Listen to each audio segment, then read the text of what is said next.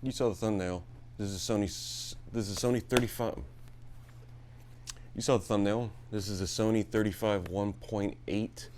This is a prime lens and 35 millimeter. Actually, I have the 16 to 35 G Master. It's what I'm filming this on, and I have it set to 35 right now, so we can compare the 35 to 35. This is 1.8. This is a prime, so you don't get a lot more leeway. This you get a little more leeway because it's a tele lens basically, but this isn't. Now, I'm excited about this because I can take nice. I can have the backgrounds crush out a lot better than they are with this even. This one does a really good job. This one should be a little bit different, and I'm just looking forward to taking pictures with it. Let's get it out of the box first. I guess that's probably the best step, huh?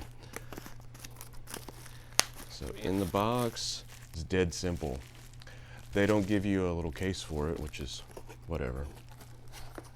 So, two things in the box. Bunch of paperwork, which of course we all read and memorize.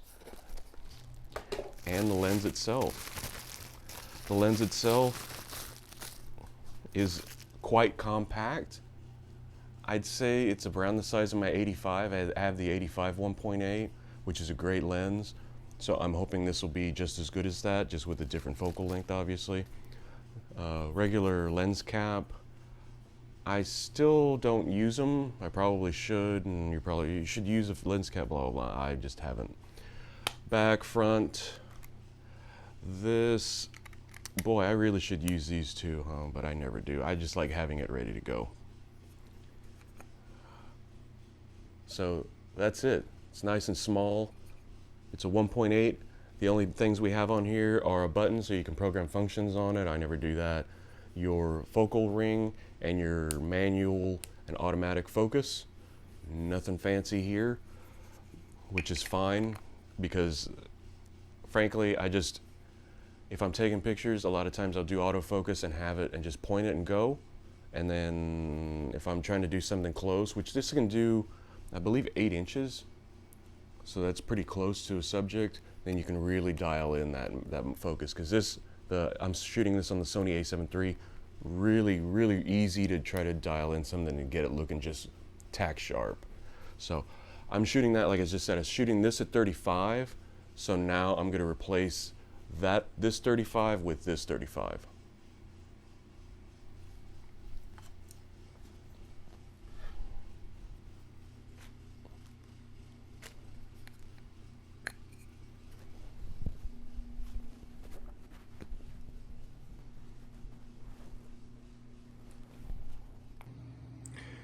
Before we get shooting on this, let's go ahead and take a look at how small it is. This is the G Master 1635 2.8. This thing is a beast. This is the 35 1.8, and night and day difference how small it is. It makes the camera, this body isn't too heavy, and this lens is really light. So hopefully it'll be easy to use, and like the 85 doesn't weigh anything, so this is going to be fun to use, I'm hoping. So I put this lens in really close to get good, hopefully good bokeh on the background, but it'll focus on me, I hope. So this is the 35. It's a 35 1.8. It's a prime lens, and it's tiny and it's lightweight, and it's a nice size aperture for what I do. I'm shooting this on the Sony a7 III I have it wide open. It's set at 1.8. I'm shooting in manual mode, so I have the ISO set to 100, I believe. What do I have the ISO set to? No, I have the ISO set to auto. So I have the ISO set to auto. I have the ISO of the aperture set to 1.8. It's 35 millimeter focal length. What I want is for everything behind me to just be blurry. And I only have this camera about 3 feet from my face, which may or may not be a good thing.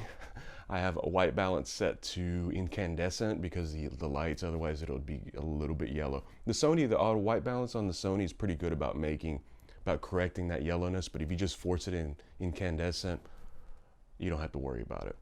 Now, I think what I'd like to do is The primary use for this lens for me will be taking photographs, but I think I can do vlogs on it if I do them sort of like this, where I'm not too close to it, but I am close enough that you can see me, but it's not like crazy. But I want to have blurry backgrounds, and I want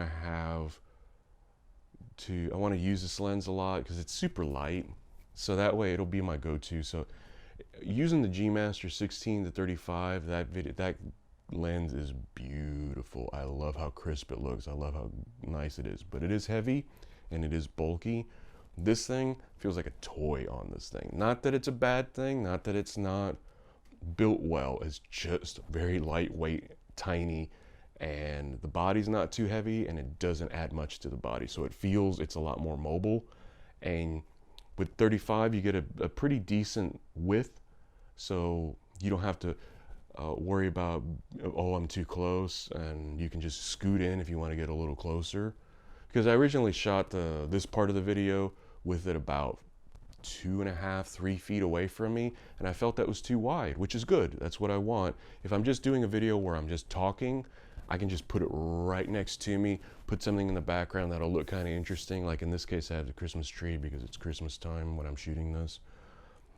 And have something blurry in the background that'll be not too crazy, but looks good. And I can actually have something interesting in the background. Yeah, what I want is something interesting in the background, but not something in the background where you're just like looking the whole time saying, what's that in the background?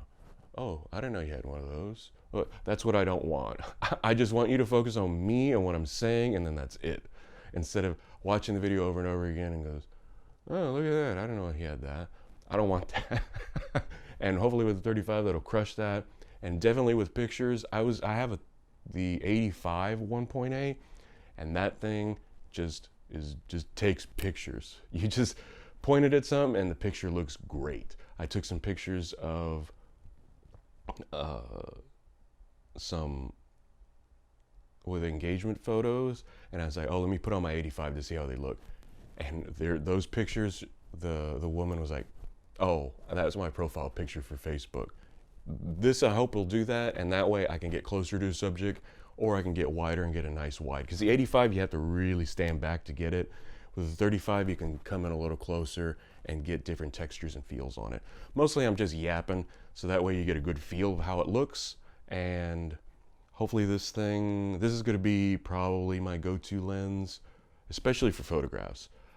Video, I still think I'll do the 16-35 just because it's really wide and I can hold it like a vlog.